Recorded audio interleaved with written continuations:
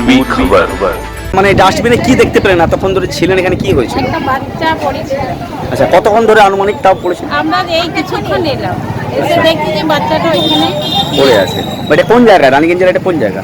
এই যে রাজবাড়ি রামবাগান এরিয়া। বাগান এরিয়া।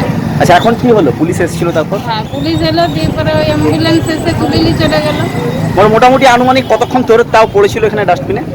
তা বলতে পার 8 ঘন্টা আমরা দেখছি। ডাস্টবিনে একটা ছোট বাচ্চা পড়েছিল, আচ্ছা আমরা কেউ খেয়াল করিনি। আচ্ছা সবাই হঠাৎ এসে বাচ্চাগুলোকে দেখছিল, তো আমরা দোকান থেকে বেরিয়ে এসে দেখতে পেলাম যে এখানে একটা বাচ্চা এরকম পড়ে আছে। আচ্ছা, মিনিমাম তাও আনুমানিক কতক্ষণ ধরে পড়ে থাকতে পারে এরকম কিছু জানা গেছে? আমরা তো প্রায় 30 থেকে 40 মিনিট ধরে দেখছি। কি হসপিটাল? আশেপাশে কেউ ফেলেছে হবে। আচ্ছা, হ্যাঁ, আশেপাশে ডাক্তার চেম্বার আছে, হসপিটাল আছে, যেহেতু এটা ডাক্তার কলোনি। মানে হতেই পারে এরকম। হ্যাঁ, হতেই পারে।